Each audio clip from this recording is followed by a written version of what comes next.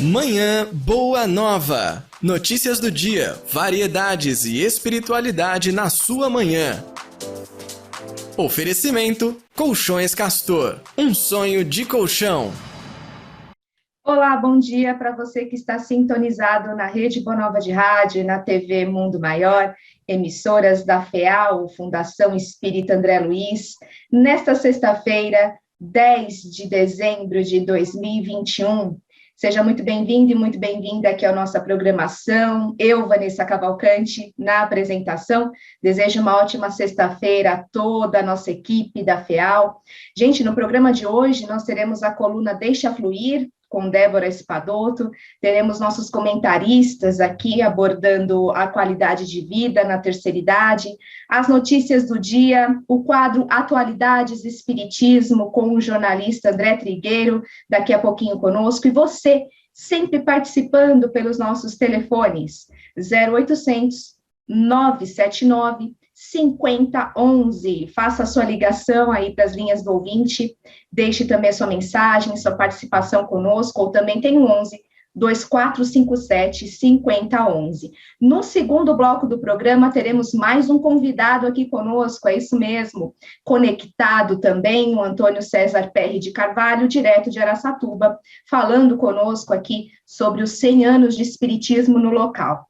E nós temos já os nossos comentaristas conosco, o nosso palestrante, sempre por aqui, Edson Figueiredo, bom dia, tudo bom?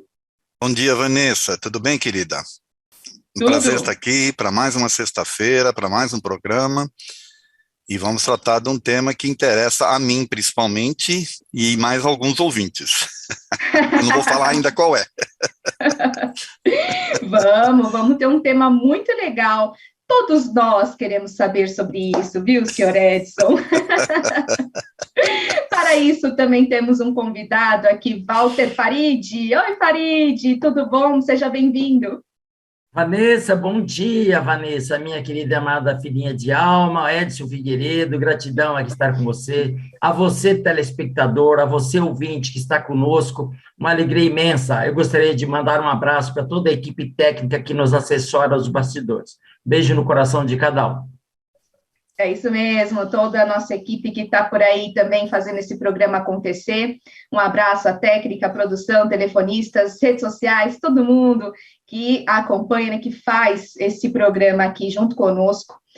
Vamos aguardar aí o Trigueiro conectar para a gente começar o quadro Atualidades Espiritismo e já vamos deixar um gostinho, então, sobre o que vocês estão trazendo aí a respeito da pandemia, né? Vamos falar da pandemia, sobre a qualidade de vida aos idosos, né? O que a pandemia trouxe mais, né?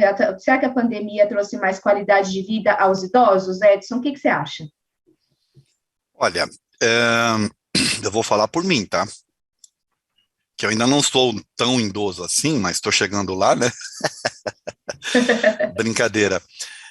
Na verdade, o que eu percebi nesse quase 2 anos que a gente está, essa pandemia, né? O que eu percebi é que os idosos passaram a ser olhados de uma forma diferente, né? Principalmente pelos filhos. Naturalmente, o que eu estou falando aqui é de um âmbito geral, né? Porque tem lá as exceções, tá certo? Mas, de uma forma geral, os idosos passaram a ter um pouco mais de atenção com os filhos. Eu percebi muitos idosos adquirindo a capacidade de usar as tecnologias que estão aí hoje, que é uma coisa que jamais poderia se imaginar, né? Eu trabalho na área bancária, e essa questão do uso do aplicativo e tal, era muito complicado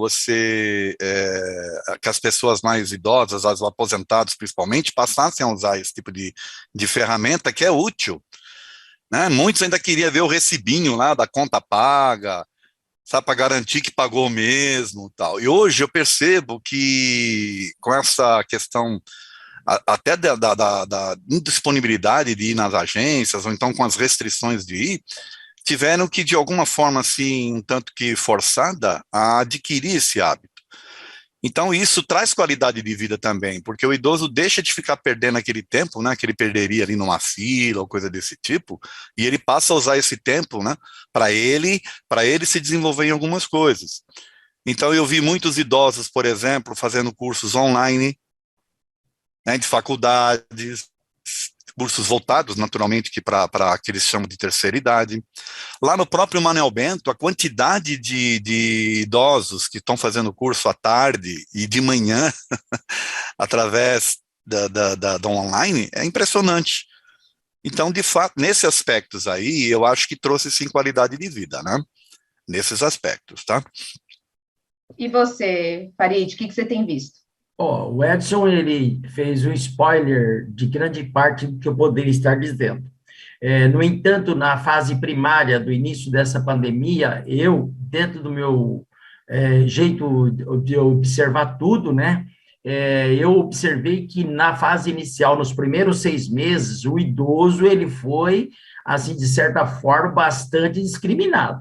Eu tive a oportunidade de presenciar situações bem agressivas com relação ao idoso, tá? Em pessoas que falam assim, você está fazendo o quê? Você nem devia estar nessa fila, o que você está fazendo aqui? Desse tipo de situação. Eu presenciei mais de uma vez essa situação parecida. Então, na fase primária, isso foi muito acentuado, esse processo discriminatório. Dos primeiros momentos que eu comecei a fazer o programa pela internet, as 2 primeiras semanas, eu acabei saindo do ar. Eu lembro que a primeira vez que eu fui participar, o Júlio Sena, que estava nos conduzindo, eu saí do ar com 15 minutos, porque eu mesmo me derrubei, entendeu? Tal era a dificuldade de manuseio tecnológico que eu passei. Mas isso aí fez com que nós pudéssemos ter um discernimento de ir à procura, tá? De certa forma, eu hoje não sou hábil na situação, mas hoje eu lido com uma certa facilidade, tá, com essa situação, tá bom? Então, como o Edson abordou, de uma grande sapiência, no entanto, na fase inicial, foi muito agressivo a situação. Queremos que você conte, Farid, né, sobre isso que você deixou um gostinho para a gente entender o que é. Aí você traz mais detalhes, tá bom? Durante o programa, vai contando para nós como é que foi, porque muitos ouvintes aqui, telespectadores, né, internautas, podem se identificar com a sua história, com o que você passou aí também, essa matéria que traz, né, o que as melhores cidades para os idosos têm. E aí a gente vai trazer isso aí durante o programa, para o Edson também dar uma comentada aí conosco, Farid, contar suas histórias. Você que está do outro lado, mande um WhatsApp para nós, 11 99643 3827 é o nosso WhatsApp, está aí na telinha. Salve esse número no seu celular, envie para nós a sua pergunta, o seu comentário, queremos que você participe, é sempre muito importante a sua participação. 99643 3827 é o nosso WhatsApp. Envie para nós também uma pergunta para o quadro Atualidades do Espiritismo, com o jornalista André Trigueiro, já está aqui conosco. Bom dia, André, tudo bom? Bom dia, Vanessa. Bom dia, amigos. Tudo bem? Ótimo, André. Para começar o nosso quadro de hoje, vamos falar sobre o desafio do garimpo ilegal no Amazonas, né? E o impacto também do mercúrio nos rios da Amazônia e nas comunidades indígenas. Conta para nós esse desafio, André. Bom, em resumo, o que a gente está testemunhando pela ausência de fiscalização e pela simpatia de quem hoje está no poder pela atividade do garimpo, sem os devidos protocolos ambientais, a gente viu a proliferação nos últimos anos da atividade ilegal do garimpo, seja em terras indígenas, seja como vimos recentemente na exploração do leito do Rio Madeira. O mercúrio é o metal pesado utilizado para segregar ouro da terra, da argila recolhida pelos garimpeiros. O mercúrio é metal pesado, bioacumulativo, ele entra na cadeia alimentar dos peixes ingeridos ao longo do imenso rio Amazonas e seus afluentes e outras bacias hidrográficas. Então, é um cenário de terra arrasada. O problema do garimpo ilegal não é novo, mas ele se agravou nos últimos anos com a complacência do governo. E isso merece a nossa atenção. A mineração tem um lobby forte em Brasília, o Congresso deverá votar nos próximos dias o Código da Mineração, que foi objeto de uma tramitação rápida, sem audiências públicas ouvindo representantes que tinham posicionamentos críticos em relação ao que vem por aí, nesse código, que é uma flexibilização brutal das normas, das regras, expondo desnecessariamente as pessoas e o meio ambiente ao impacto dessa atividade. Infelizmente, o Brasil não consegue realizar os protocolos mais, eu diria, técnicos, adequados, para satisfazer os diferentes interesses. O lobby da mineração, de uma forma geral, a mineração industrial, e do garimpo estão no poder, ou está. Esse lobby está no poder. E é bom a gente estar ligado. Algumas organizações, como o Instituto Escolhas, recomendam até que as pessoas endinheiradas evitem comprar ouro, porque o ouro do Brasil, vou te dar um número do ano passado, o Brasil exportou mais de 111 toneladas de ouro, das quais 19 milhões não têm origem declarada. São Paulo é o segundo maior produtor de ouro do Brasil sem ter uma lavra, porque o pessoal pega ouro, por exemplo, na bacia do Rio Madeira ou no território indígena Munduruku, vai para São Paulo, assina um pedaço de papel na hora de vender o ouro e declara de boa fé que a origem é legal. É um absurdo. No Brasil, você não tem sequer o interesse em rastrear a informação. Fica na base do la garantia soy yo. E isso não dá certo, definitivamente. Sim. Com a aproximação das festas de fim de ano, a ascensão da variante Ômicron do coronavírus, a gente está acompanhando, inúmeras cidades brasileiras já se deparam aí com o dilema de manter ou não o Réveillon 2022. Estão chegando até a cancelar a festa de Ano Novo, né? Aqui em São Paulo, a prefeitura decidiu cancelar o tradicional Réveillon da Avenida Paulista, manter a obrigatoriedade também do uso da máscara, e a gente quer saber como é que estão as decisões, as coisas aí no Rio de Janeiro, em outros locais do Brasil, que você puder citar também para nós, André? A maioria absoluta das capitais abdicou de fazer o Réveillon esse ano. Pelas minhas contas, 23. O Rio de Janeiro foi na contramão. O prefeito Eduardo Paes ontem anunciou a festa de Réveillon com os seguintes detalhes. Não tem patrocinador, nenhuma empresa até o momento quis vincular o seu nome ao Réveillon nesse momento. Não haverá apenas em algumas praias, ele resolveu, o prefeito, fazer 9 pontos de queima de fogos, na suposição de que isso haverá de espalhar o público. Só que Copacabana é a princesinha do mar. Copacabana é o objetivo de todas as pessoas que querem ter a experiência de passar o Réveillon no Rio de Janeiro. E serão 16 minutos de foguetório e com o agravante, quer dizer, sob o pretexto de não aglomerar, decidiu-se não ter show de música na praia. Só que é curioso, os shows de música na praia foram introduzidos algumas décadas atrás justamente para evitar a dispersão rápida das pessoas após a queima de fogos. Porque quando terminava o foguetório, não tem mais nada para fazer aqui, vou para casa. Então, os shows de música ajudavam a diluir a carga de pessoas, evitando que elas saíssem ao mesmo tempo. Como não vai ter show de música, nem ônibus extra, nem trens extra do metrô, na suposição de que isso ajuda a não aglomerar, o feitiço vai se voltar contra o feiticeiro. Por quê? Se eu não tenho tantos ônibus extra, nem metrô extra, eu vou para a praia com o recurso que tem, vai aglomerar. Se não tem show de música depois da meia-noite, eu vou voltar para casa após o foguetório e vou aglomerar de novo. Sendo que o Rio de Janeiro, ontem, as autoridades de saúde, tanto do município quanto do estado, elevaram o status do surto de gripe comum do vírus influenza para epidemia. O Rio de Janeiro, hoje, enfrenta uma epidemia de gripe comum.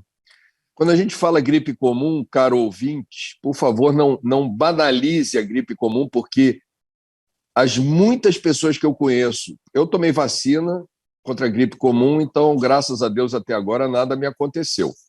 Mas os muitos amigos que eu conheço que estão padecendo os efeitos do influenza, é aquela gripe, Vanessa, Sim. que a gente não esquece. Parece que você foi atropelado, porque é o corpo dolorido, eventualmente febre, tem que ficar deitado, você não tem força para trabalhar ou estudar.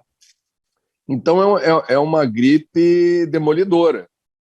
O Rio de Janeiro vive uma epidemia, mais de 20 mil casos já foram registrados, as UPAs estão lotadas, a prefeitura está abrindo em quadra de escola de samba centro de atendimento emergencial e não há vacina suficiente para honrar o compromisso de contra-atacar o que era um surto e virou pandemia. Ou seja, é a combinação perfeita. Ômicron mais influenza. Para a gente pensar duas vezes antes de ir para a praia. Com certeza.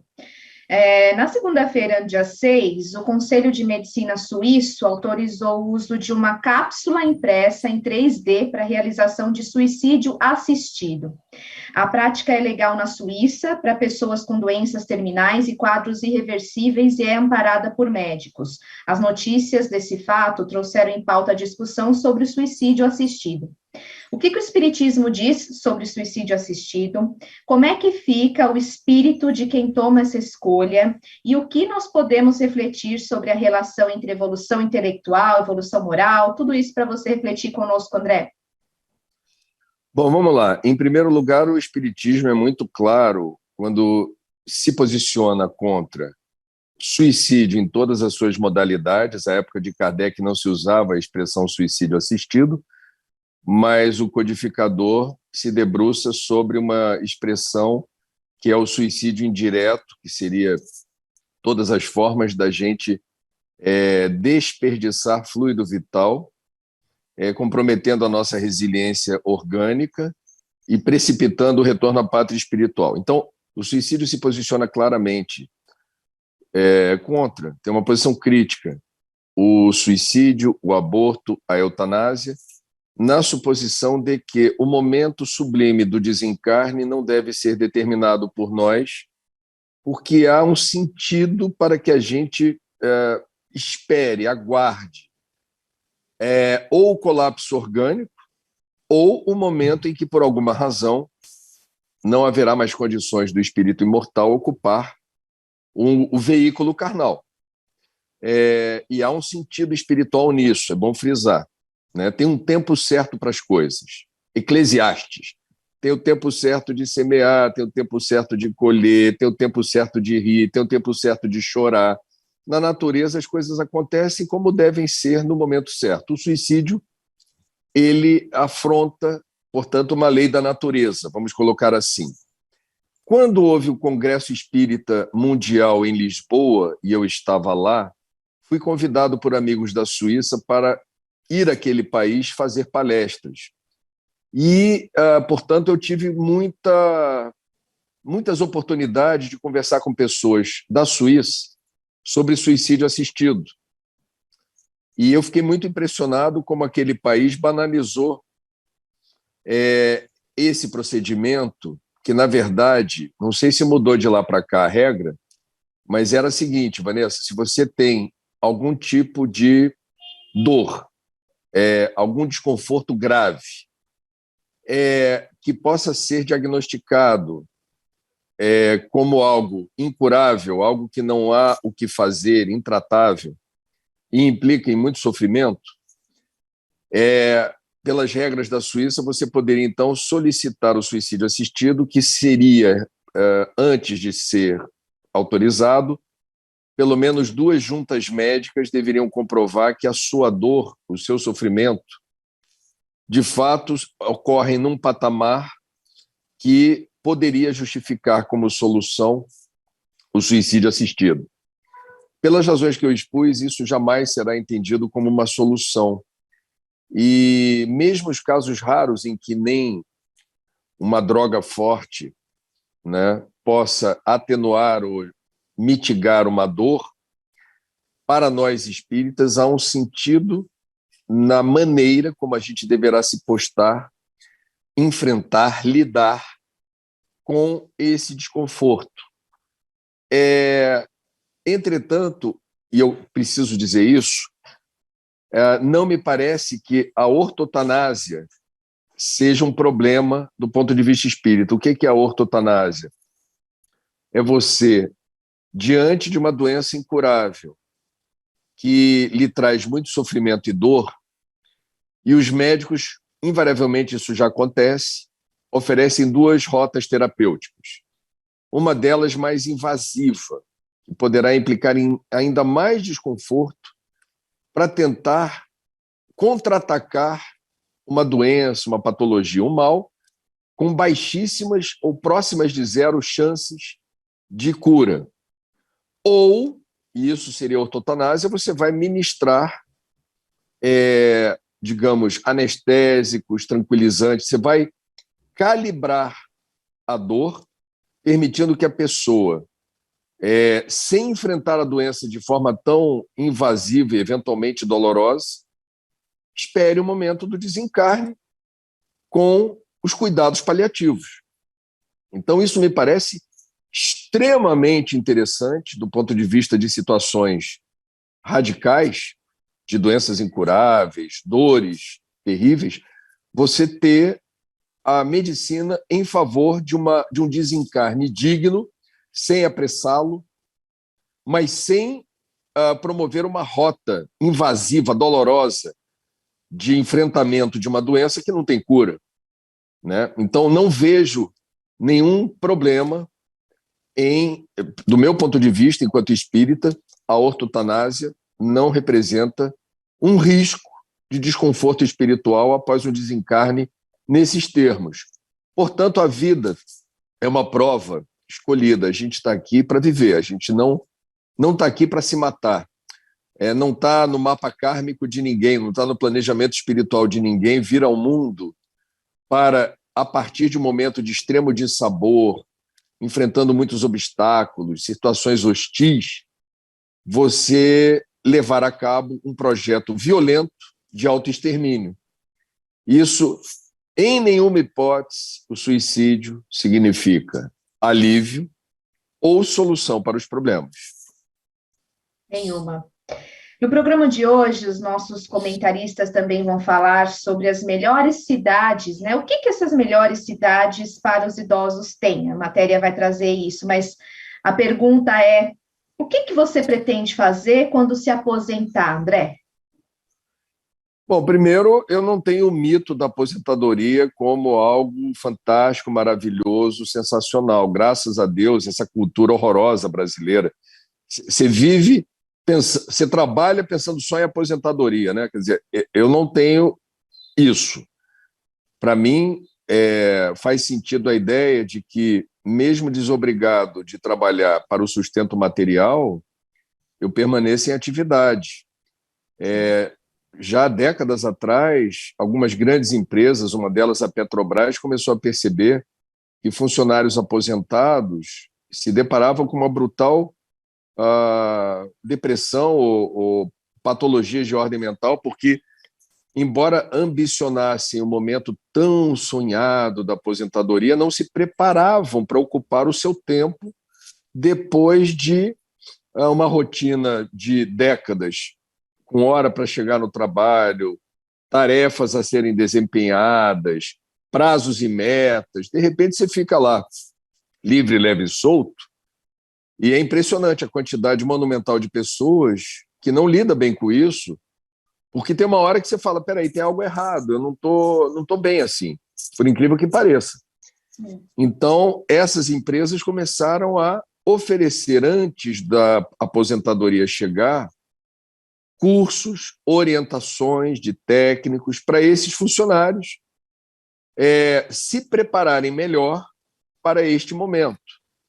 Então, com toda franqueza, eu não consigo, como espírita, a gente vai ter lá no capítulo das leis morais a lei do trabalho. E a lei do trabalho não é do trabalho material do ganha-pão, da subsistência apenas. É qualquer atividade útil, produtiva, que você se sinta empregando o seu tempo e sua energia de uma maneira que lhe faça bem e, de preferência, gere algum benefício coletivo ou para o planeta. Então, aliás, o espírita, quando começa a estudar a doutrina, fala, caramba, eu vou trabalhar a eternidade toda. Não Tem muito trabalho pela frente, filho. Calma, vai devagar com a dor. Você não sabe o que te espera. Sabe?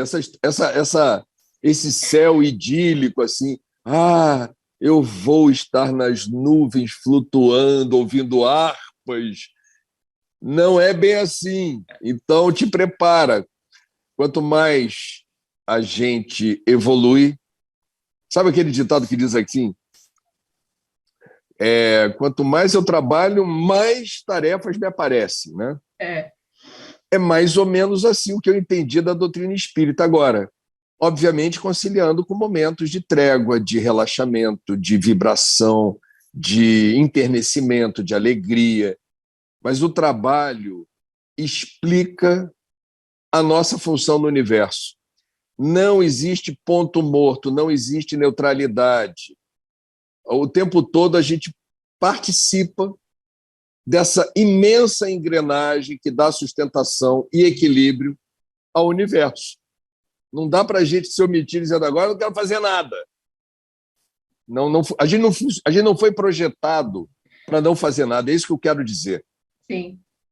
Você quer ver nos presídios, o pior drama de um presídio é a inação, é a ociosidade. Não é por acaso que existe aquele ditado: cabeça vazia, morada do diabo.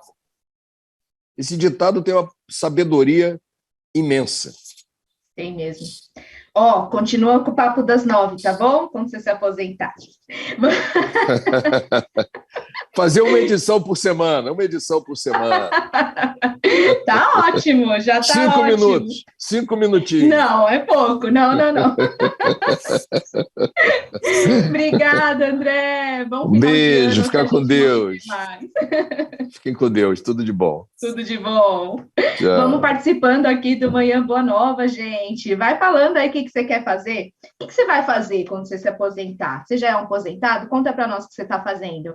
Vai participando aí no nosso YouTube, RBN/TVMM, Rádio Boa Nova, TV Mundo Maior. Estamos ao vivo. Não esquece de curtir a nossa transmissão. Não esquece de compartilhar a nossa transmissão aí pelas redes sociais, para os seus amigos, familiares, para todo mundo. E se inscrever no nosso canal, né, gente? Se você ainda não está inscrito, clica lá no inscreva-se.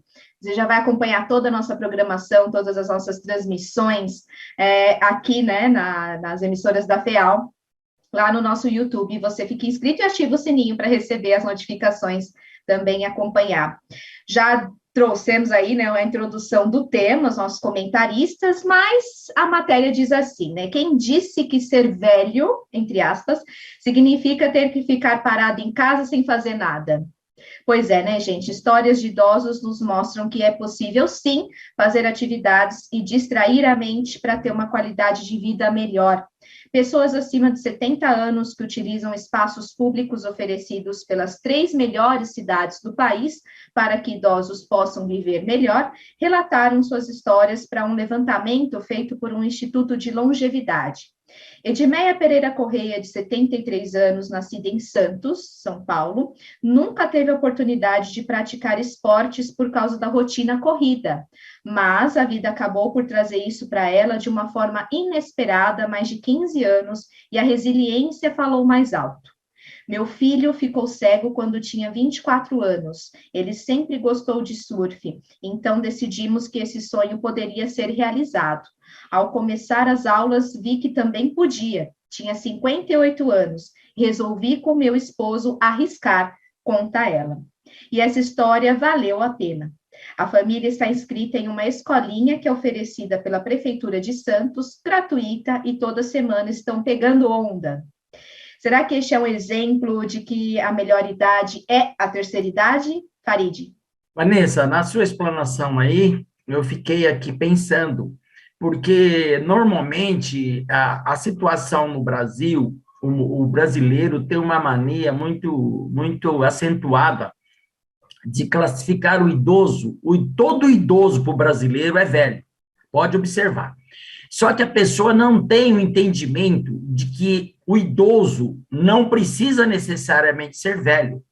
Nós podemos ter pessoas de 40 anos que é velha. No entanto, nós podemos ter pessoa de 92 anos, como eu tenho a minha tia Antônia, lá de Votuporanga, tem 92 anos. Outro dia eu pedi para ela mandar um áudio para mim falando sobre a consciência negra, que eu ia entrar no programa, que me chamaram assim, de última hora, e eu liguei para ela e falei, tia, ela mandou um áudio para mim, ou vou te dizer uma coisa, se eu tivesse poder de contratá-la para a Rádio Boa Nova para falar, eu ia contratá-la. Ela mandou uma sapiência na sua fala, 92 anos. E, incrível, porque ela tem 92 anos, mas ela não é velha, ela é idosa. Eu tenho 71 anos e não me considero velho, porém eu sou um idoso. Então, o que nós precisamos discernir é quando você é idoso e quando a pessoa é velha. Então, essa senhora de Meia, mesmo com 58 anos, logicamente, dentro da nossa classificação do idoso, ela não estaria enquadrada, porque é a partir dos 60 anos que se denomina o idoso no Brasil. No entanto, ela foi à luta, porque é capaz.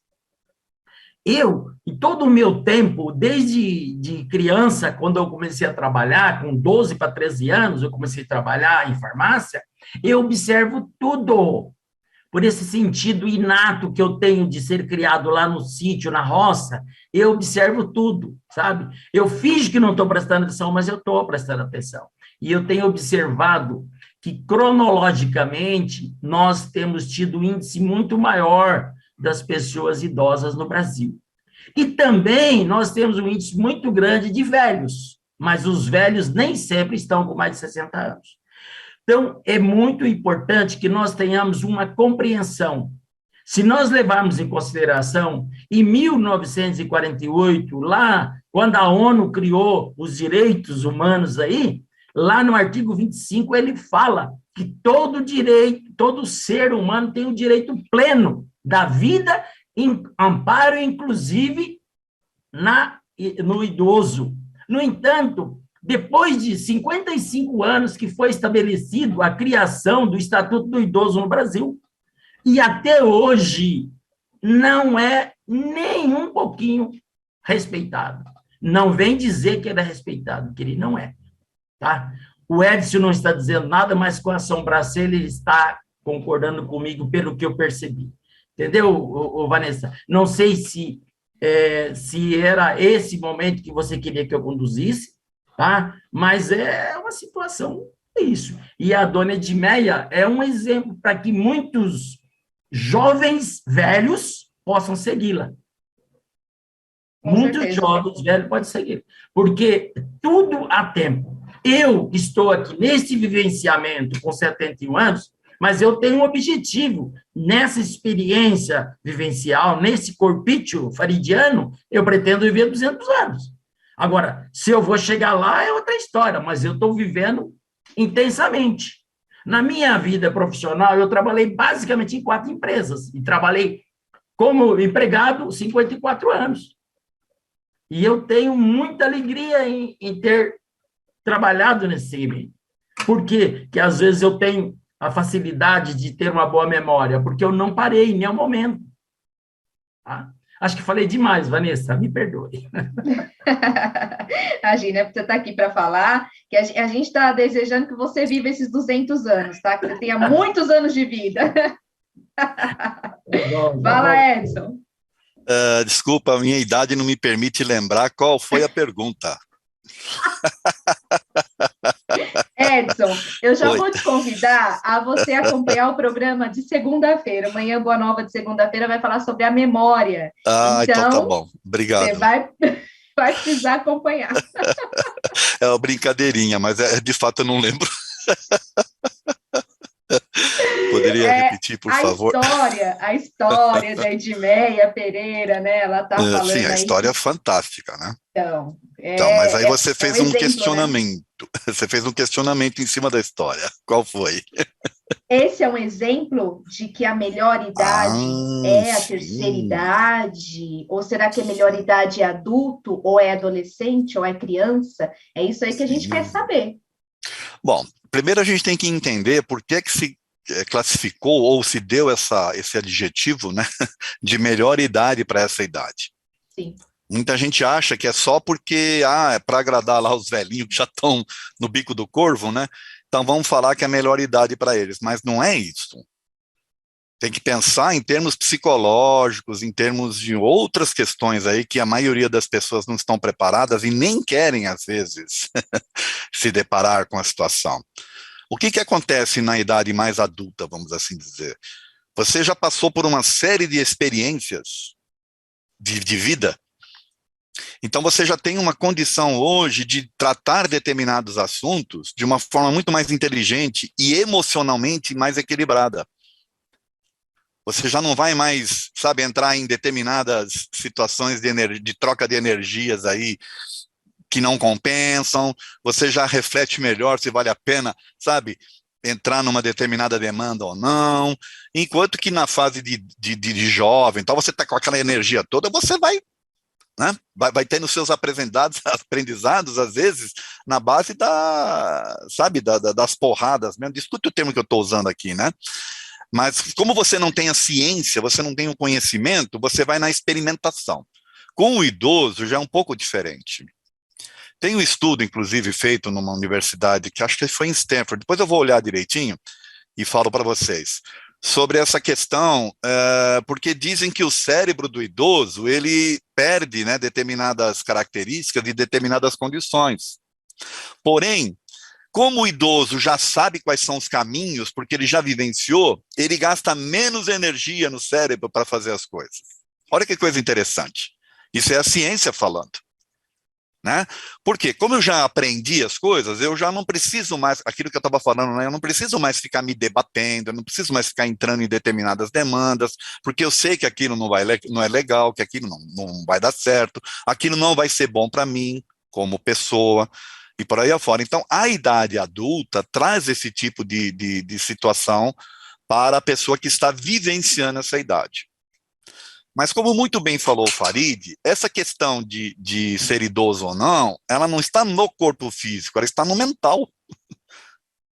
Né? Essa questão, por exemplo, da aposentadoria, que a gente vai poder até tratar mais para frente, a forma como a gente foi educado foi para trabalhar bastante, para poder, de repente, ter uma boa aposentadoria, para depois fazer o quê?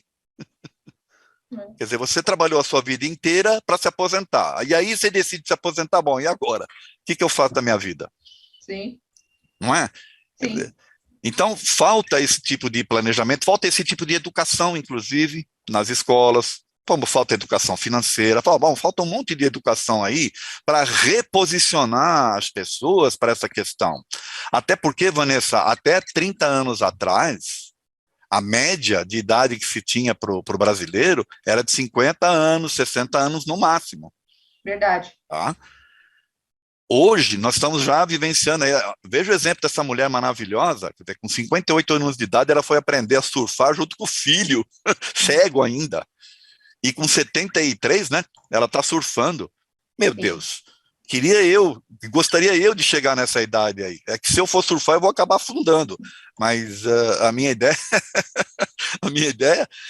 não sei se vocês estão percebendo, se cria um mito, né, e se cria uma situação em que o idoso lá na frente só atrapalha, ele não é apto mais a produzir, ele é um estorvo para a sociedade, há os repositórios de idosos lá, sendo cuidados por gente jovem, né? Quando eu falo repositório, eu estou falando desses núcleos, né, que recebem os idosos ali, os aposentados, coisa e tal, os asilos, né, chamados. E é uma tristeza que se tenha esse tipo de pensamento ainda nos tempos atuais, onde a gente já tem tanta informação aí. Mas basicamente é isso, tá? Se você pensa na tua, e agora eu vou falar para os jovens, se você está pensando na tua vida, em trabalhar para caramba, em lugares onde você não se sente bem, só para angariar dinheiro, para depois se aposentar e não sabe nem o que vai fazer depois, mude o seu conceito. Passe a trabalhar em coisas que te satisfaçam e que você se sinta bem, porque aí você nunca mais vai pensar em se aposentar. E vai ser feliz até o resto da sua vida. Sim. Mandar um abraço para a nossa querida Geralda de Arthur Alvim, está participando aqui pelo WhatsApp. Bom dia a todos, Deus abençoe vocês, desejo um Feliz Natal a todos da família Boa Nova, você também, Geralda, gratidão, viu? No nosso YouTube, o Walter Machado, desejando bom dia, Zelisa Nuso, de Balneário Camboriú, Santa Catarina, também por aqui, Janice Batista, de Porto Alegre, Sueli Preto, bom dia, bom final de semana, beijo a todos, nós também estamos ao vivo no site da TV Mundo Maior, tvmundomaior.com.br é o site para você acompanhar, tem lá o assista ao vivo, né, em vermelhinho, você clica e já acompanha o programa, todas as novidades, informações, notícias, estão lá, toda a nossa programação aí no site, está na telinha para você também acompanhar, tvmundomaior.com.br, acesse, você também, estamos te aguardando. O que você vai fazer aí quando você se aposentar, Edson? Eu não pretendo me aposentar, eu não penso nisso. Não, dentro desse conceito que você está se falando aí, sabe, de você ficar ali pagando, né, antigamente, no meu tempo, ali você pagava o carnezinho de NPS, ou coisa desse tipo, para pensar em ter uma aposentadoria lá na frente, como eu trabalho com as coisas que eu gosto, como eu sinto muito bem com o que eu faço, não penso, e nem me preocupo. Às vezes as pessoas ficam me olhando admirado, mas, poxa, eu me sinto tão bem fazendo o que eu faço. Você não quer viajar, ficar só viajando? Você tinha falado? Eu posso fazer isso, mas eu não... Vanessa, eu vou me aposentar, eu vou ficar um ano inteiro viajando? Não tem dinheiro para isso. Posso viajar assim um mês. Eu sei, eu posso viajar um mês, entendeu? Mas e o resto do tempo? Eu vou fazer o quê? Vou ficar jogando boccia? Hoje nem tem mais isso, né? Ficar jogando boccia. Porque era esse o estigma que se tinha do aposentado lá antigamente. É verdade. Pessoal jogando boccia na praça ou então jogando carteado na praça. Sim. Hoje não dá mais para pensar assim. Então, eu, sinceramente, não tenho a minha cabeça voltada para a aposentadoria. Não é isso que me move. O que me move é ser produtivo até o último dia da minha vida.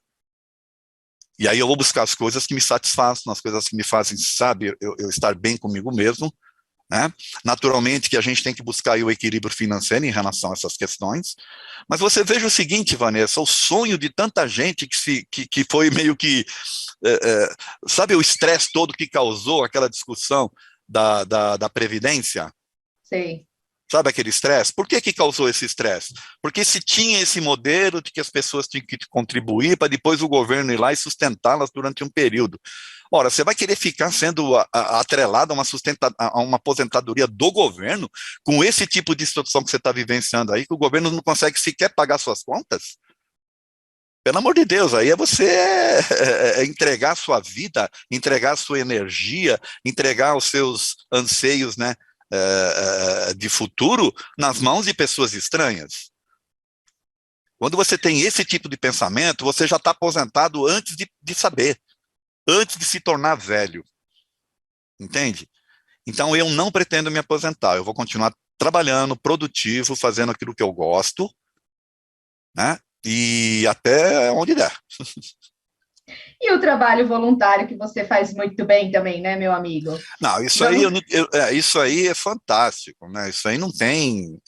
o que eu tenho para me preocupado é achar espaço para colocar o jovem também, né? Que a gente tem que ter esse equilíbrio, não pode ficar só o idoso lá cuidando das coisas, né? Então a gente já está reestruturando toda a nossa instituição lá, reorganizando o nosso estatuto. Essa nova gestão que nós vamos ter nos próximos 3 anos ali, já tem um monte de jovens chegando. Legal. Para quê? Né?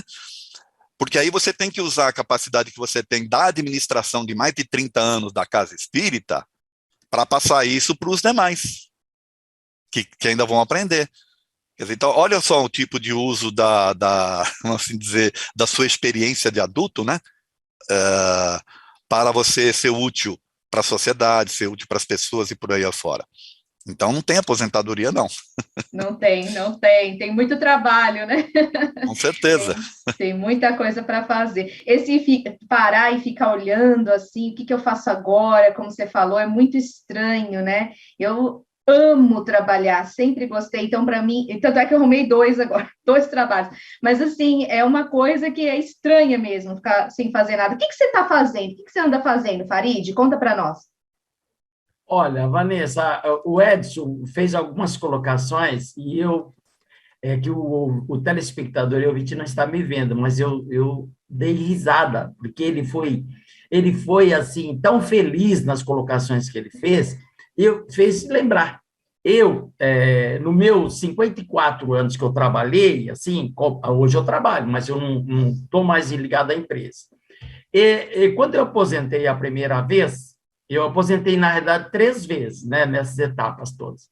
Quando eu aposentei a primeira vez, uma pessoa chegou assim e falou assim, a Vanessa sabe a empresa que eu trabalhava numa multinacional, e aí a pessoa chegou para mim assim e falou assim, poxa vida, você aposentou e vai querer continuar trabalhando?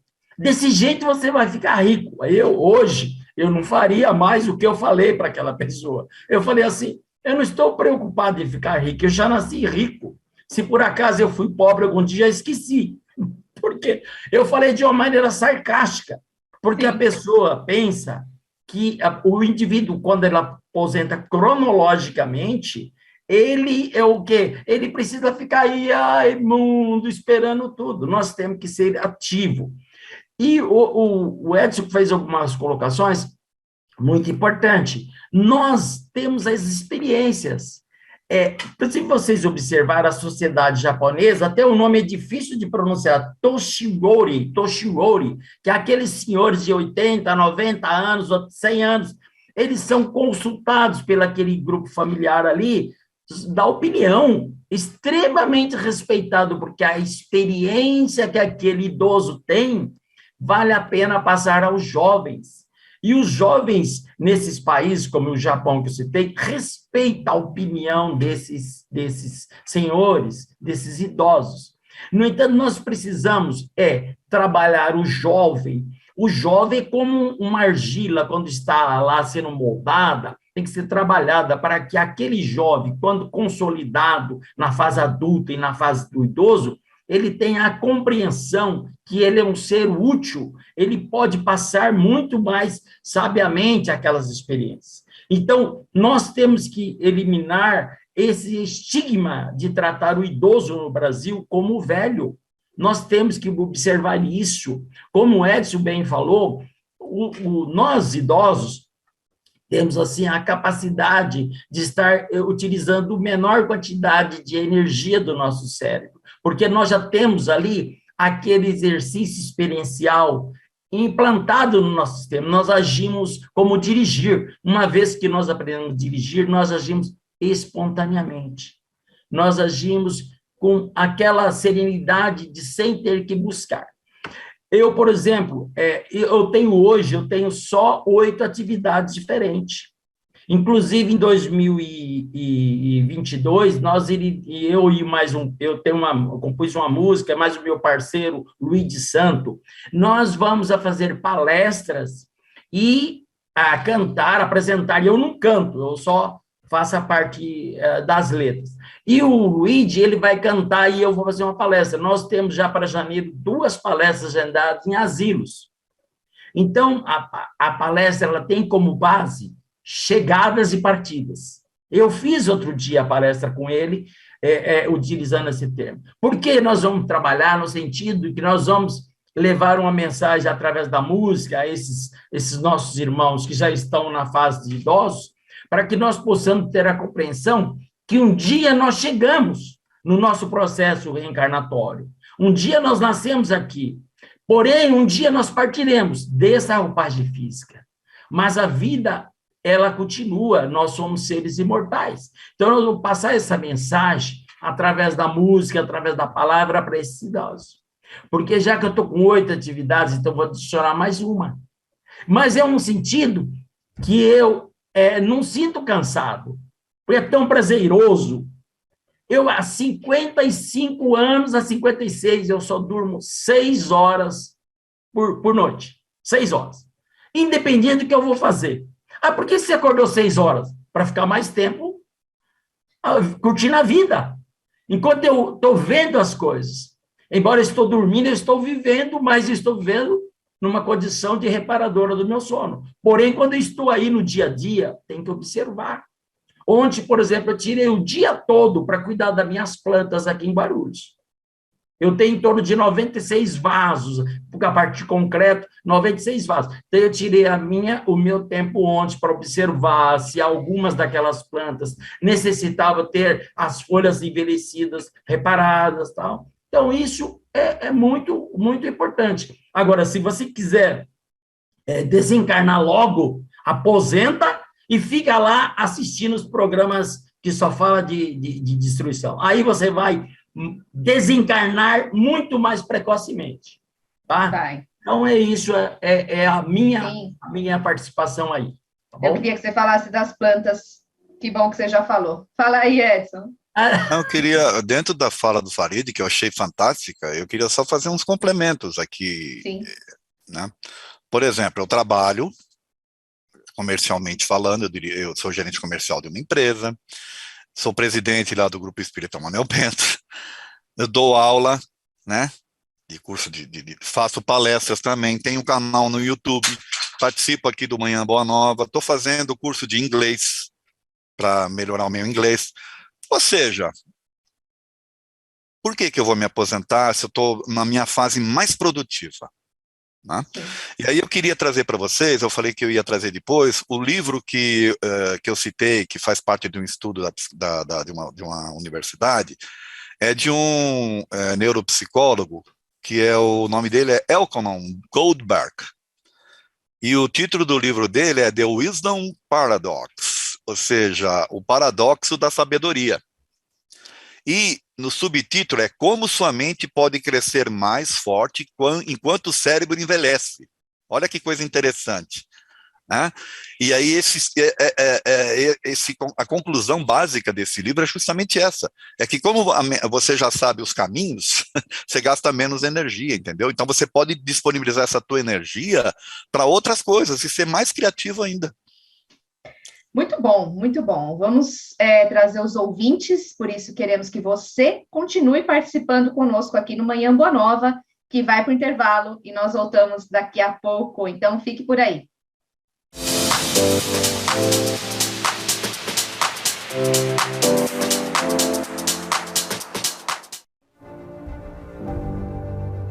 Chegou a hora de recuperar no Espiritismo as ideias libertadoras, humanistas e de progresso social, livres de dogmas. Conheça mais uma etapa do resgate histórico e moral do Espiritismo original no livro Nem Céu, Nem Inferno, As Leis da Alma segundo o Espiritismo, de Paulo Henrique de Figueiredo e Lucas Sampaio. A obra é fruto de pesquisas em documentos e manuscritos inéditos, obtidos em Paris, e revela que, além de A Gênese, o livro Céu e Inferno também sofreu adulterações após a morte de Allan Kardec. É como se Allan Kardec, por meio de seus escritos, viesse pessoalmente nos esclarecer sobre os bastidores, sua luta e o apoio irrestrito dos espíritos superiores. Nem Céu, Nem Inferno, As Leis da Alma segundo o Espiritismo, de Paulo Henrique de Figueiredo e Lucas Sampaio. Reserve já o seu exemplar acessando mundomaior.com.br.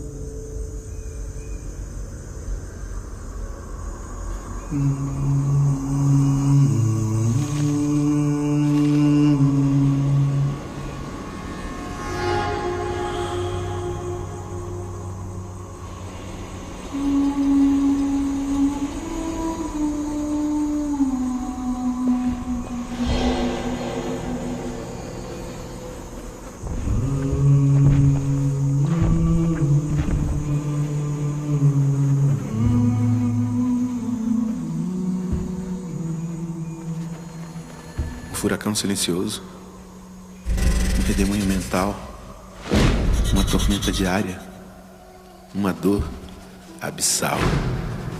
Eu te entendo e me coloco em seu lugar. Eu te vejo e posso te escutar. É difícil e pra quem não é, mas te garanto, é pior calar.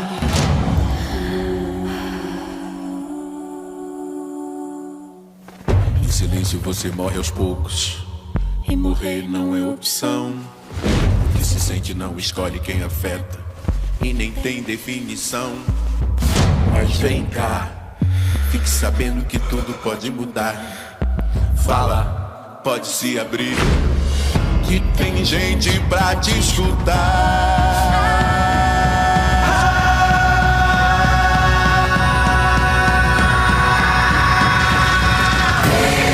Esse silêncio que consome pode acabar. É só você falar. Conta a sua história. Tudo que dói só dói até passar. Primeiro passo é encarar. Olhar de frente e falar. Ainda tem muita vida pra viver. Você não tá sozinho, vai rolar, você vai ver. Esse silêncio que consome pode acabar. É só você falar. Conta a sua história. Tudo que dói só dói até passar. Em média, 32 pessoas se matam por dia no Brasil. O silêncio contribui para aumentar essa estatística. Falar pode mudar tudo.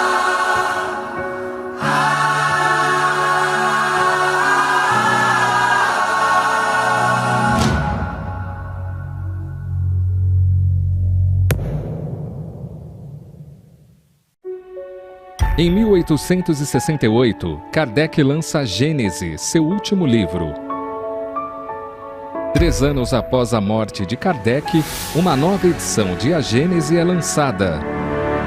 Em 1884, Henry Souce, o principal biógrafo de Allan Kardec, afirma que a Gênese que estava sendo distribuída não era a mesma lançada por Kardec. Em 2016, a diplomata brasileira Simone Privato viaja para a França e encontra provas que atestam a afirmação de Henry Souce. Em 26 de maio de 2018, a FEAL, Fundação Espírita André Luiz, lança A Gênese, editada a partir do livro original de Allan Kardec. Adquira já o seu exemplar no site mundomaior.com.br ou no telefone 0 operadora 11 4966 5775. Entregamos para todo o Brasil. Sócios do Clube Amigos da Boa Nova possuem desconto exclusivo.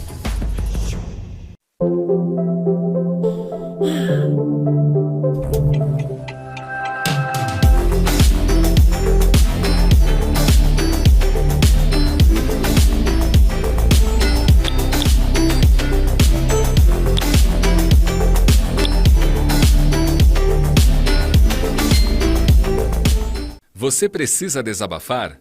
Estamos aqui para te acolher. A FEAL, em parceria com casas espíritas em todo o país, está preparada para oferecer um atendimento solidário online. O serviço é gratuito. Você escolhe a casa espírita e agenda o dia e horário, preenchendo o formulário no site. Depois, é só aguardar a confirmação e as instruções do agendamento. Não se preocupe, o atendimento fraterno é sigiloso. Acesse já feal.com.br/Juntos pelo Espiritismo. Esperamos por você, ofertando um ombro amigo.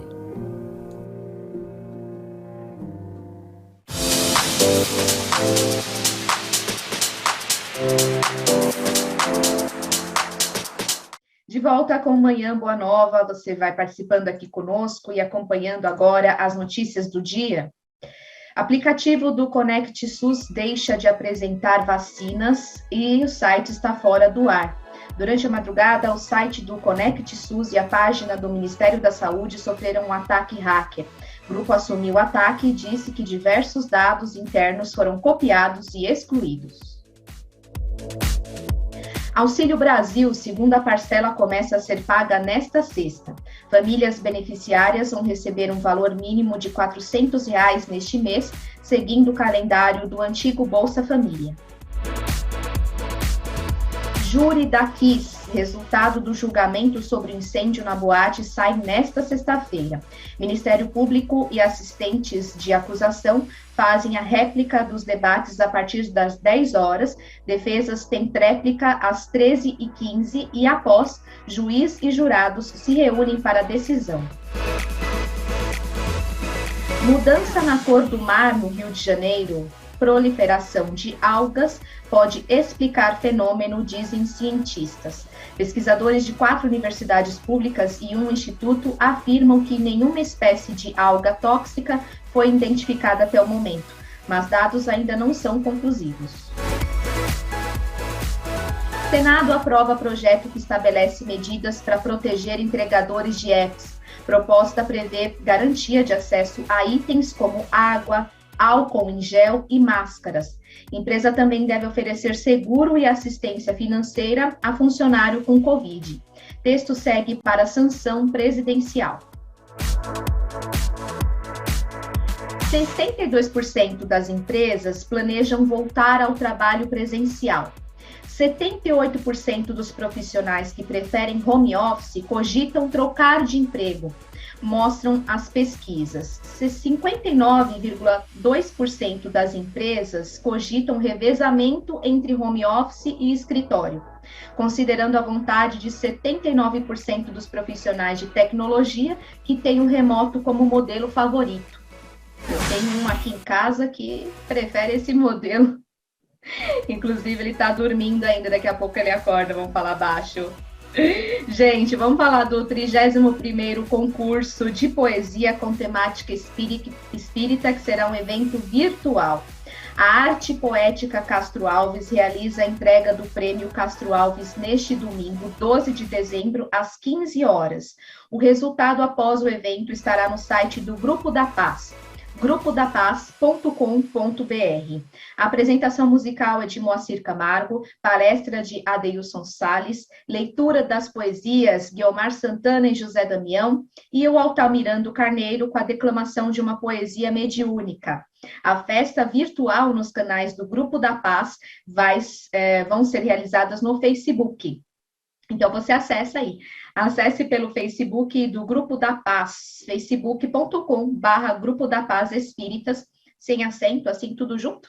Você vai encontrar lá até um evento que vai ser, então, 12 de dezembro, neste domingo. Gratidão a todos que participaram com as poesias, né? Boa sorte aí, e já parabenizando aos ganhadores. O Guito está aqui no nosso YouTube, parabenizando pelo tema de hoje, ele é de Porto Alegre. O Rafael Barbosa, do Rio de Janeiro, bom dia a todos que estão conosco aqui. E temos também um convidado no programa de hoje, que é escritor, ex-presidente da FEB, USE São Paulo, Antônio César Perry de Carvalho, seja muito bem-vindo, bom dia. Bom dia, tudo bem, Vanessa? Tudo ótimo. E à disposição, né, para o diálogo com você. Muito bom tê-lo aqui conosco. Vamos falar sobre os 100 anos de espiritismo em Araçatuba. Conta um pouquinho qual que é a importância do município de Araçatuba para o espiritismo, para a gente começar o nosso bate-papo, por favor. Vanessa, todos os rádio ouvintes, aqueles que estão nos acompanhando, nós saudamos, né, os internautas. Realmente o ano de 2021 tem sido marcante para o movimento espírita de Araçatuba. Isso em função do centenário, né, do surgimento do espiritismo naquela cidade da noroeste do estado de São Paulo.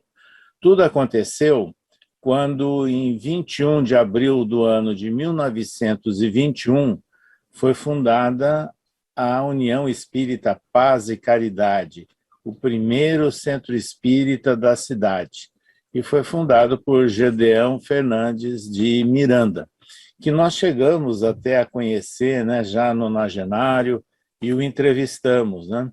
E então, em função do centenário dessa instituição pioneira em Araçatuba, é que foi programado uma série de eventos, né, caracterizando o centenário do Espiritismo em Araçatuba. E aí nós tivemos, né, numa promoção da USE Regional de Araçatuba e da Estação Dama da Caridade, Benedita Fernandes, né, que foi criada em função do centenário pelo Cirlei Nogueira, muitos eventos virtuais e alguns presenciais, né, ao longo de todo o ano de 2021. Sim, muito, muito legal. Eu quero que o senhor traga essas histórias, nós vamos conversar aqui até esse segundo bloco até o final. Muito bom já dar essa introdução, né, para as pessoas que estão acompanhando o nosso programa entenderem como é que surgiu, quem é que trouxe nesse início, aí como o senhor já trouxe para nós, vai contando as histórias para nós, tá? Eu vou intercalar, tá, senhor Sérgio? O senhor pode até falar sobre o tema do programa de hoje, que também está trazendo a qualidade de vida na terceira idade. Então, o senhor pode também ir falando sobre esse tema aqui, junto conosco. Em função das comemorações do centenário, no mês de abril agora de 2021, houve um grande evento online, né, promovido pela Estação Dama da Caridade Benedita Fernandes, assinalando os 100 anos da União Espírita Paz e Caridade. E aí foram convidados pessoas ligadas ao passado ainda da instituição, antigos dirigentes, né, colaboradores da instituição, pessoas que atuaram na então Mocidade Espírita, que atuava ali naquela união, inclusive nós mesmos. Depois, vejam, toda uma sequência de eventos. No mês de junho, nós tivemos aí também a comemoração dos 60 anos da inauguração da Instituição Nosso Lar, uma instituição que surgiu para o atendimento de famílias, fundada por familiares nossos, um nosso tio Rolandinho, a nossa genitora Bebé, e nós mesmos, né, acompanhamos ainda adolescente todas as atividades de funcionamento desde o início dessa instituição Nosso Lar. Ainda no mês de junho, foi lançado um livro de nossa autoria, que é Pelos Caminhos da Vida, Memórias e Reflexões, pela editora Cocriação de Araçatuba. E aí houve um lançamento virtual, também pela Estação Dama da Caridade Benedita Fernandes e a Rede Amigo Espírita de TV. Esse livro, inclusive, ele se encontra disponível, né, na distribuidora Mundo Maior. Também, em seguida, nós tivemos, no mês de outubro, uma atividade marcante, que foi a pré-estreia de um filme sobre Benedita Fernandes, um grande vulto pioneiro da cidade de Araçatuba, e esse filme foi feito a pré-estreia em Araçatuba, se chama Benedita Fernandes, uma heroína invisível, o legado da superação. Foram 10 apresentações gratuitas, né, de acordo com o contrato com a Secretaria de Cultura da Prefeitura Municipal de Araçatuba. E naqueles mesmos dias foi comemorado também, veja quanta coisa, né, 80 anos do Departamento Assistencial da União Espírita Paz e Caridade. Esse departamento assistencial se chama Abrigo Ismael, e ele é de vida. Essa instituição, que tem 80 anos em Araçatuba, ela atende senhoras idosas, né, que ali são recolhidas quando não tem mais condições de coabitação com seus familiares ou não tem onde permanecer, e recebe todo um apoio médico, de alimentação, toda uma internação e também um atendimento de natureza espiritual. Quer dizer, há uma preocupação, sem dúvida, né, com a pessoa vista de uma forma integral, né? Isso que é importante. E depois nós tivemos, agora no mês de novembro, duas também comemorações. No dia 15 de novembro do ano de 1964, portanto, há 49 anos, nós fundamos a Mocidade Espírita Irma Ragazzi Martins dentro da instituição Nosso Lar, e que foi o início, né, das nossas atividades no movimento espírita. Ainda no dia 25 de novembro do ano de 1972, aliás, há 49 anos, a Mocidade foi há 57 anos, o Centro Espírita há 49 anos, nós participamos da fundação do Centro Espírita Luz e Fraternidade. Esse centro tem uma história marcante no desenvolvimento do espiritismo em Araçatuba.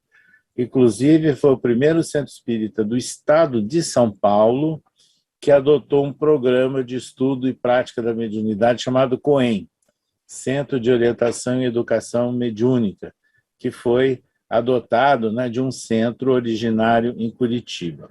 Agora, no dia 2 de dezembro, nós tivemos também 49 anos de inauguração da creche João Luiz dos Santos, junto àquela instituição Nosso Lar. Então, veja que nós tivemos, além do centenário do Espiritismo em Araçatuba, muitos eventos ligados a instituições que nós estamos vinculados, não só pelos laços espíritas, mas principalmente também pelos laços familiares. Isso, para nós, tem uma importância muito grande, né? Porque foi ali, em Araçatuba, em função dessas atividades, que nós iniciamos, né, a nossa trajetória no movimento espírita. E sobre isso, inclusive, relacionando com qualidade de vida, nós comentamos muito nesse livro que nós lançamos, que, de certa forma, é uma autobiografia com relatos, né, e depoimentos das nossas experiências de vida, que nós temos compromissos como seres espirituais reencarnados. Ou seja, aqui estamos não apenas para participarmos de atividades familiares ou atividades sociais ou profissionais, mas nós temos também um compromisso de conhecimento, de aprimoramento espiritual. E aí entra a melhoria da qualidade de vida, porque hoje, nos meios, inclusive médicos, né, já se valoriza essa vertente.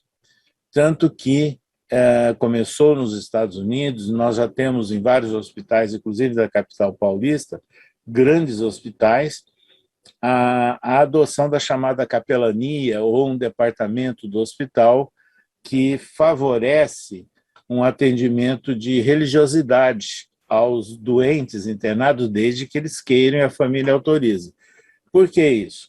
Porque está comprovado que o apoio, né, familiar, ou apoio religioso, ou apoio de pessoas que têm assim um bom astral, podem contribuir efetivamente para a melhoria da qualidade de vida das pessoas que passam por momentos difíceis, inclusive doentes ou até doentes terminais.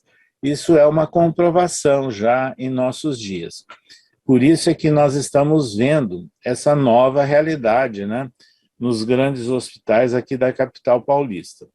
Então, essas atividades que foram executadas lá em Araçatuba e continuam, né, comemorando os 100 anos do Espiritismo na cidade, teve um fator importante que facilitou muito, principalmente nessa época de pandemia.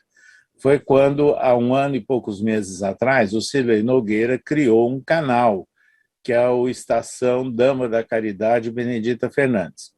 Esse canal ele tem aí alguns programas virtuais semanais.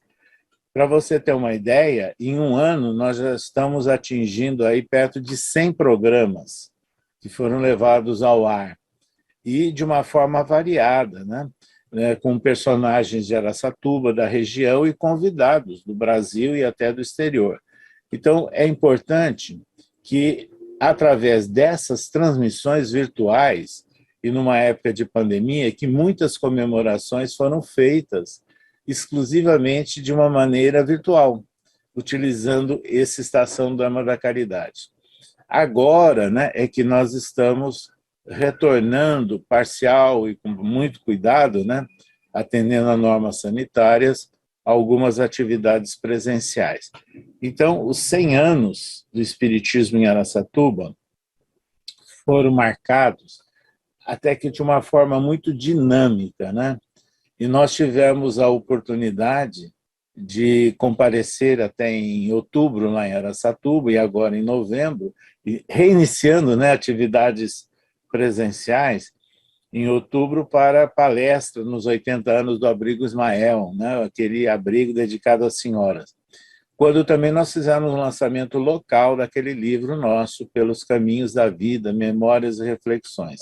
E agora, em novembro, nós estivemos na livraria vinculada ao Centro Espírita Luz e Fraternidade, que é a livraria espírita Rolando Perry Cefali, e lá fizemos um bate-papo, eu e a esposa Célia, com algumas pessoas convidadas e também autografando livros. Então, vejam, nós gostaríamos de lembrar que o filme sobre Benedita Fernandes ele está baseado nesse livro de nossa autoria, que é o Dama Benedita Fernandes, Dama da Caridade, da editora Cocriação. Então, para nós é motivo de muita alegria e honra, né, que o enredo do filme está fundamentado nesse livro de nossa autoria. E esse é o livro que nós lançamos agora no ano de 2021, Pelos Caminhos da Vida, né, Memórias e Reflexões, também lançado pela editora Cocriação de Araçatuba. Com isso, nós estamos prestigiando, né, a terra onde nós nascemos, onde nós iniciamos a trajetória espírita, onde nós tivemos todo o acolhimento, né, e todo um apoio fundamental de origem familiar, e iniciamos as nossas atividades profissionais também, mas nós estamos distanciados da cidade, pelo menos fisicamente, né, há 32 anos, mas sempre mantendo os nossos vínculos, né, e os nossos contatos continuados com a cidade, os amigos e liderança. Então, em síntese, Vanessa, era isso que nós tínhamos a falar ótimo. Para você e para o internauta. Muito bom. Pode ficar por aí acompanhando o programa, então, até o finalzinho, já agradecendo o maravilhoso trabalho. Vamos trazer aqui no WhatsApp, tem participação do Francisco da Vila Mariana, programa no ar, muito bom. Na minha opinião, a melhor idade é a que temos. Tenho 69 anos e, para mim, estou numa fase, principalmente, na melhor fase, né? Uma ótima fase, principalmente porque, na minha opinião, comecei a estudar a doutrina espírita há anos atrás. E entendo muito melhor sobre a vida do que entendia antes. Olha só que bacana, Edson. É fantástico o depoimento dele, né? Mas eu fiquei admirado também com o próprio depoimento do César Perry, porque demonstra ação, né? E não inação. Tudo isso que ele vem falando aí demonstra as pessoas, sabe, em plena atividade, né? Em pleno vigor ali, de energias, aí se disposicionando... posicionando de forma a realizar as coisas. Quantas casas espíritas em Araçatuba, quantas casas espíritas no Brasil inteiro, quanto trabalho de caridade sendo exercido, né, sem que as pessoas, inclusive, não têm conhecimento. Então, eu acho fantástico isso. E eu tenho certeza que o César Perry não pensa em se aposentar, pelo menos nesse campo aí de trabalho, né? Esse trabalho espiritual, esse trabalho que nos engrandece. Então, eu acho de extrema importância a gente estar tratando desse tema aqui, sabe, até para despertar mesmo um outro olhar das pessoas para essa situação, né? Como nós já falamos aqui. Você se aposenta quando você decide que você não vai mais ser útil para alguma coisa. E, na verdade, tem tanta coisa que a gente pode fazer, né? Maravilhoso o depoimento do nosso ouvinte, inclusive eu gostei demais do depoimento do César Perry aqui, que olha, 2 livros, né? Poderia estar se aposentando, agora eu vou viajar com a minha esposa para cima e para baixo, não quero mais saber, não, plena atividade, numa época em que qualquer um estaria se entregando, entendeu? Fantástico isso. Sim, maravilhoso. Excelente a todos nós. A Terezinha de Tabuão também está por aqui pelo WhatsApp. Bom dia a todos. Tem um amigo que se aposentou e me disse esses dias: pareço uma estrela cadente. Todo mundo que me vê faz um pedido. Ainda não consegui descansar. Olha só, Farid. Comenta para nós essa estrela cadente, Edson. Eu achei muito engraçado o termo estrela cadente. Também. Resta saber que tipo de pedido estão fazendo para ele, né? Espero que seja pela sabedoria, pela sapiência, pela capacidade que ele adquiriu ao longo da sua vida, aquilo que a gente já tratou um pouco aqui, né? Que o cérebro do idoso, ele deixa de, teoricamente, de ser mais produtivo em termos de energias, né? Mas, como o idoso já sabe os caminhos, porque ele já teve as experiências, ele tem muito mais capacidade de realizar coisas do que o jovem, que ainda está em fase de aprendizado. Espero que, no caso do nosso ouvinte, os pedidos sejam nesse aspecto. Sim. Em busca da sabedoria, da inteligência que ele já adquiriu, inclusive inteligência emocional, né? Porque também tem tudo isso, ao longo das nossas vidas, das nossas experiências, nós vamos equacionando também a nossa inteligência emocional. O que faz com que nós, a partir de uma determinada idade, já tenhamos a condição de resolver coisas que para os jovens parecem ser, né, absurdas. E outra, emocionalmente falando, a gente consegue manter uma certa distância psíquica dos problemas que para muita gente faz elas emergirem de tal forma nos problemas que elas não conseguem encontrar saídas, e nós de longe assim já sabemos quais são. Espero, viu, ouvinte, que essa estrela cadente seja nesse aspecto, e não no aspecto financeiro, tá? Também espero, viu? Também. Maria Esther de São Paulo, pelo WhatsApp também participando. Bom dia a todos. Que aposentadoria vocês estão falando? Hoje em dia, a pessoa tem que trabalhar até o desencarne. Os governantes estão dificultando cada vez mais. Abraços fraternos. Quer falar sobre isso, Farid? Olha, eu não sei se conseguiram ouvir o que eu falei. Eu parabenizei o César Perry pela sua fala. Ele mandou uma sequência assim que me lembrou do Dr. Juan Ritz, que fala que as pessoas longevas, ela tem muitas atividades. É um trabalho muito legal, não sei se vocês conhecem, o alfabeto emocional. Quando ele estava falando, eu estava lembrando das colocações da experiência com o Dr. Juan Ritz, que fala sobre isso. Então, quando o César Perry fala com essa eloquência, com essa sequência, sem solução de continuidade, eu fiquei orgulhoso de ter um colega, né, dentro dessa sequência assim, de raciocínio sem interrupção. Parabéns, viu, César Perry? Fiquei muito feliz, porque normalmente a gente pega as pessoas que estão já na fase de idoso, ela tem muita dificuldade de discernir numa fala, mas você fala com tanta precisão, tá? Então, nós somos aí perto, aí eu sou de Santa Fé do Sul, viu, César?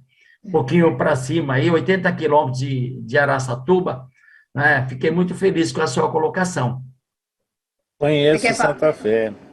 Olha, que legal, estão próximos. Você quer falar sobre o que a Maria Esther trouxe, Edson? Eu quero, é aquilo que ela estava falando. Eu já até falei aqui, né, em algum quadro passado, sobre essa questão. As pessoas trabalham achando que vão contribuindo lá para a Previdência, achando que vão se aposentar numa Previdência que está quebrada. Se você depender da tua vida, de um terceiro para viver o resto da sua vida, olha, infelizmente não dá para contar com isso. Por isso que eu estava falando, que quando você trabalha com coisas que você gosta, que você se sente bem em fazer, que você se sente motivado, que te completa, você não vai querer aposentar nunca.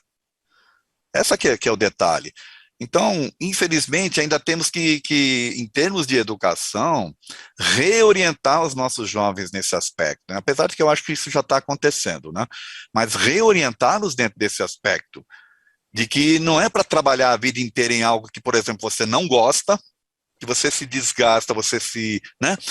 Você, emocionalmente falando, se torna um trapo, né? Precisando de ajuda, de equilíbrio e tal, para pensar que está contribuindo, para depois você conseguir, de repente, um dinheirinho onde você vai, bom, e agora, o que eu faço na minha vida? Eu passei a minha vida inteira trabalhando em coisas que eu não gosto, fazendo coisas que não me completam, que não constroem nada em termos espirituais, e eu não sei o que fazer.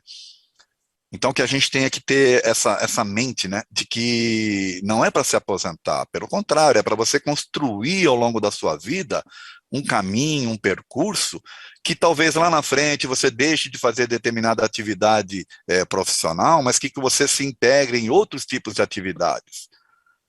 Né? O meio espírita está cheio de atividades, né?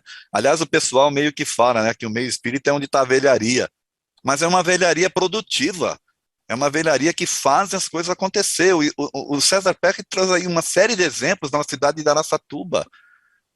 Então, essa pecha, né, de velharia, na verdade, ela está mais na questão física do que na questão espiritual, porque em termos de produção, o meio espírita é fantástico. E é mais ou menos isso que eu acho que a ouvinte colocou, né? Se aposentar como? Se o sistema está quebrado, gente. Nós vimos isso. Esse paliativo que foi feito aí é por um período. Então, tem que mudar o mental das pessoas em relação a essa questão também. Tá?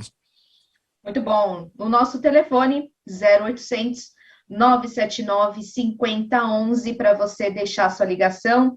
Para a Solange, ela vai te atender, nossa querida telefonista, vai passar aqui o seu recado, a sua mensagem aqui para o nosso programa. E também temos o nosso WhatsApp, para você participar pelo WhatsApp também, é muito fácil, 996433827. Fiquem por aí, Sr. César, Edson, Farid, a gente vai continuar mais um pouquinho falando desse tema, tá? Sobre a notícia de Sorocaba. Sorocaba abriu as inscrições para o processo seletivo do Programa de Aprendizagem e Treinamento, o PRAT, em Medicina Veterinária de Animais Silvestres no Zoológico Municipal.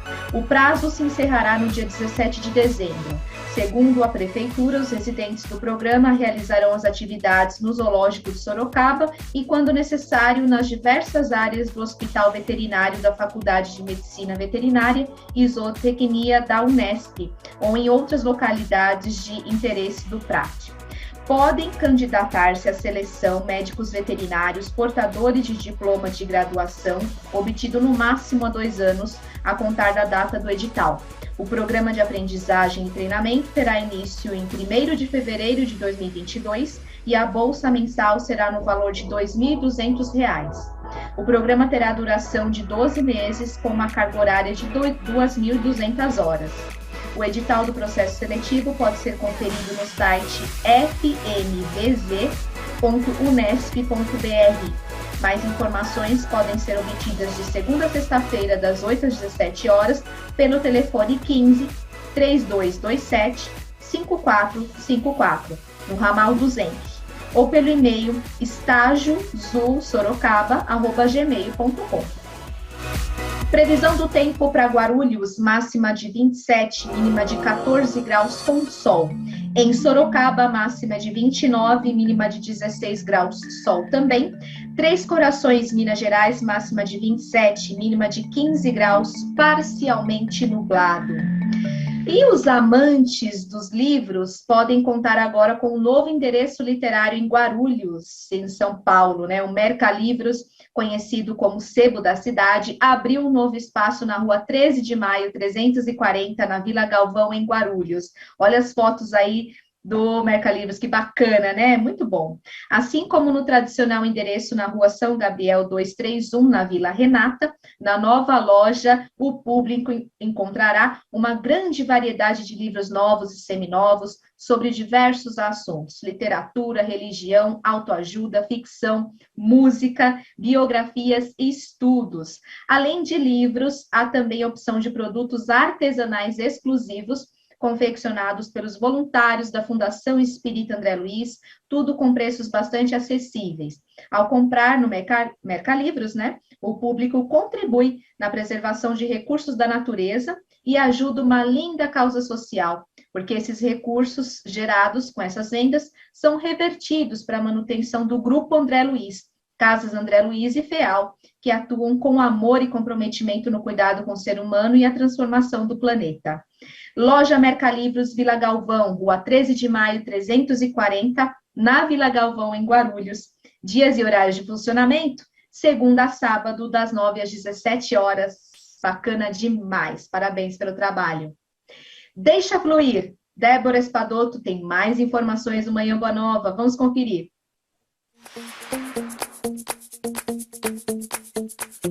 Deixa fluir, com Débora Espadoto.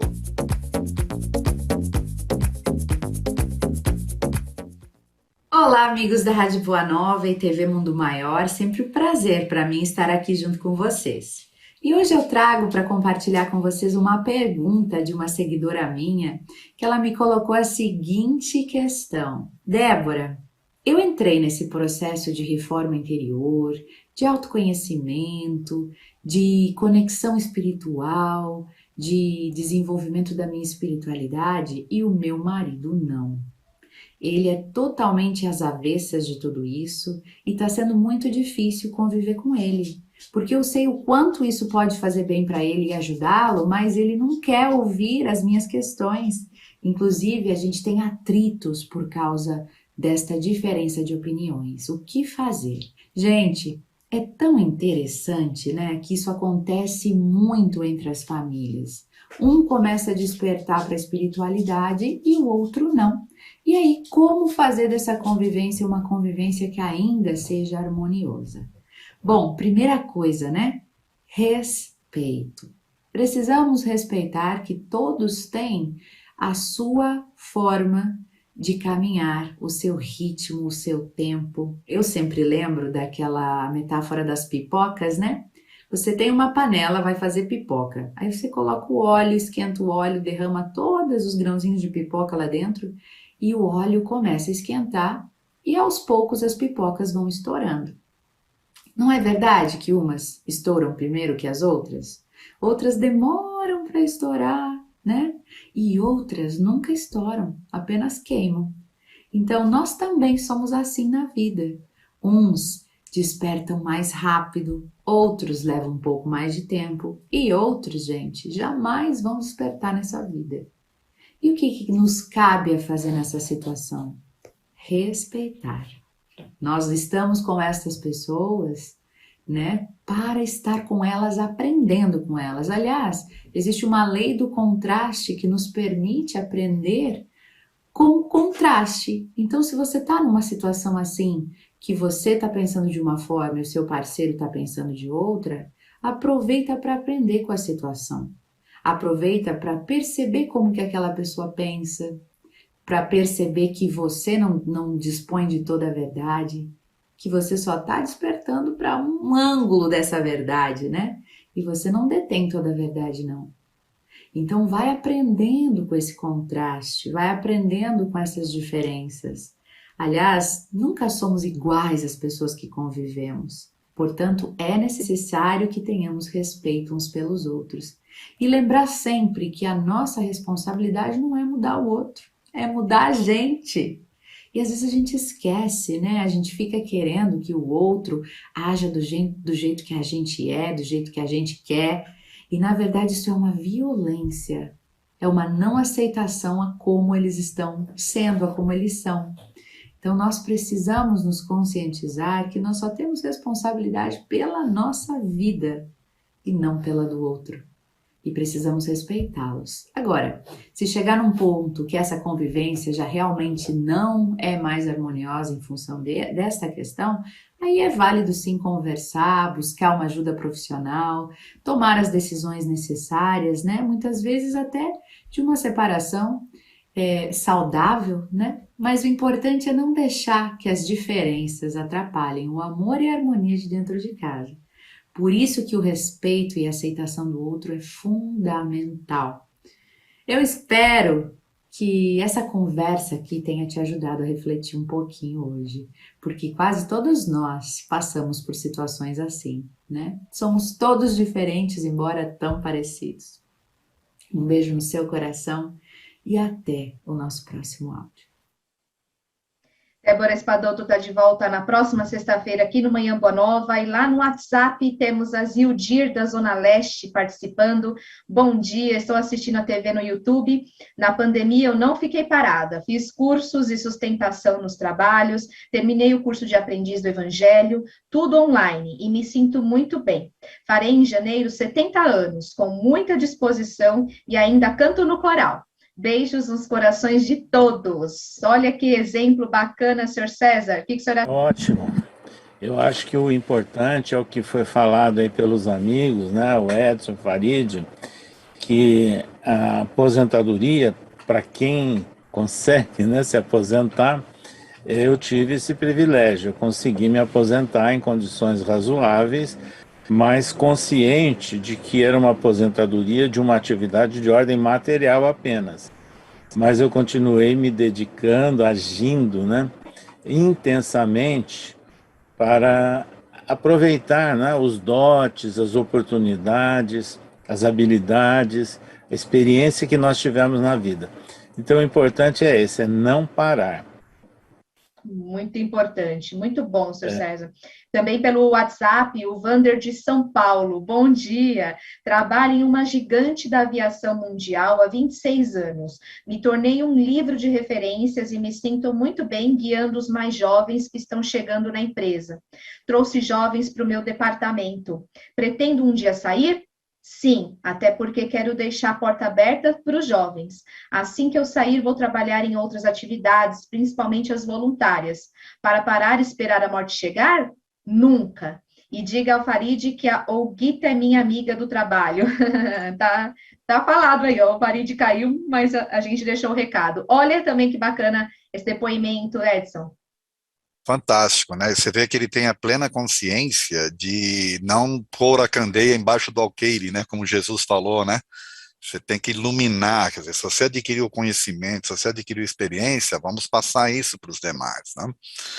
Apesar de que vão ter experiências que os jovens vão precisar passar de fato, né? E eles também vão ter que ter os aprendizados deles, né? Talvez, não sei se as duras penas ou não, mas eles vão ter que experienciar. Porque, na verdade, tem duas formas de você aprender as coisas na vida, né? Uma é observando o que acontece com o outro, que aquilo passa a não ser bom para você, então você adquire aquela experiência, aquela sabedoria, mas tem outras que você precisa, de fato, vivenciar, para que sedimente, né? Para que haja, de fato, uma apreensão, né, daquele aprendizado. E fantástico esse depoimento dele, dessa ideia que ele tem. Eu percebo na fala dele também que ele gosta do que ele faz. Ele não falou isso basicamente, mas a gente percebe, né? E eu fiquei curioso, viu, Perry? Desculpa, mas eu vou ter que perguntar a tua idade, tá?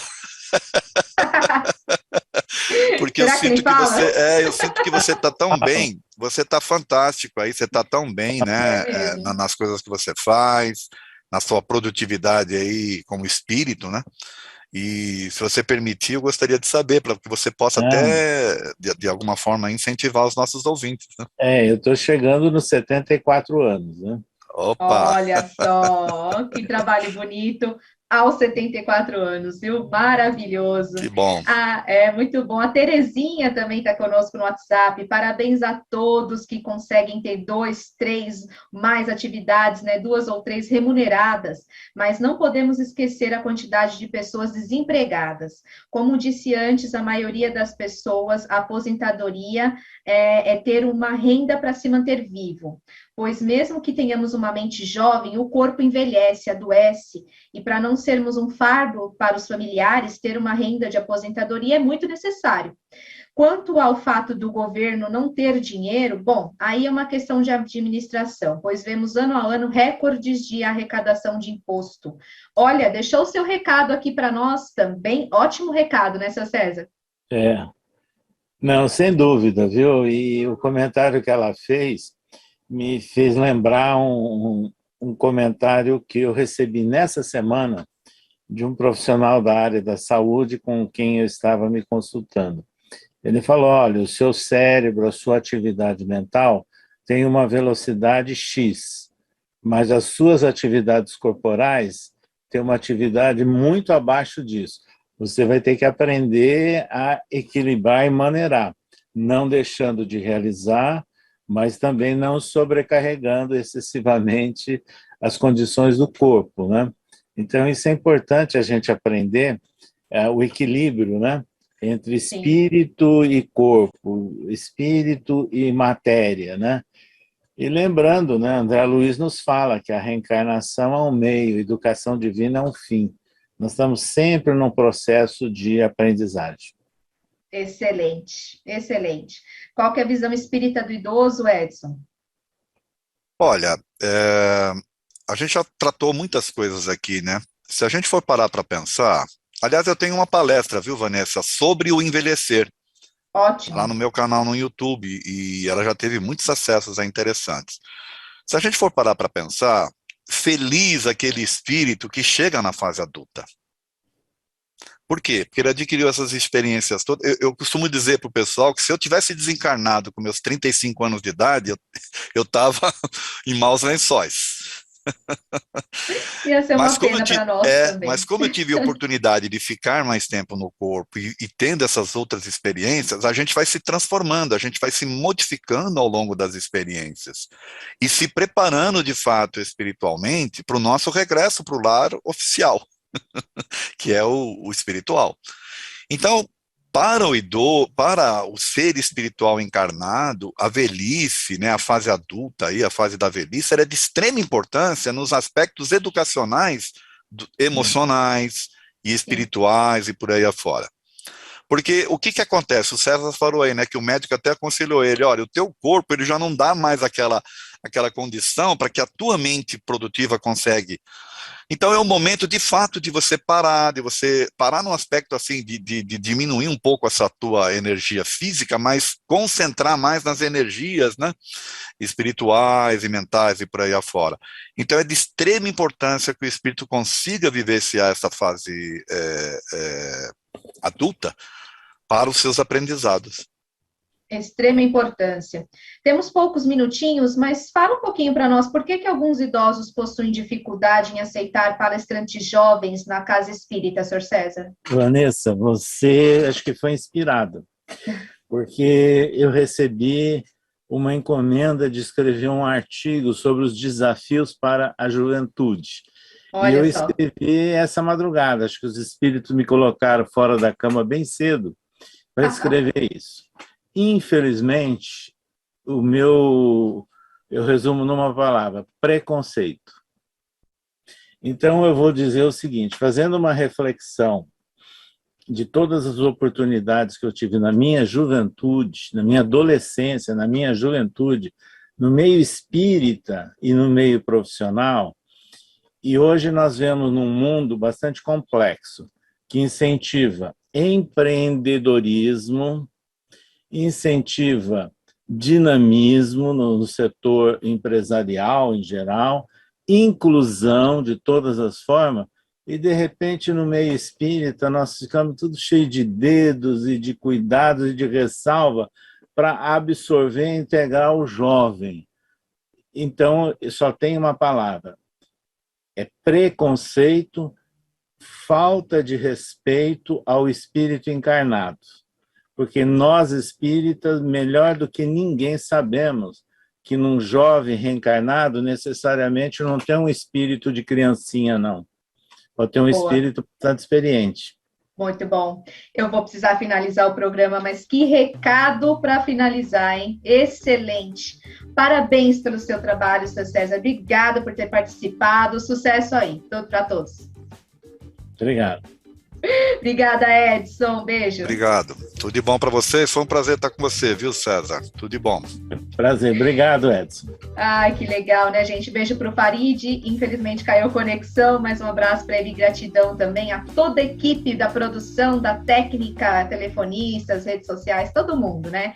Que está participando aqui também, vocês ouvintes. Continuem na sintonia da Rede Boa Nova de Rádio, da TV Mundo Maior. Um bom final de semana.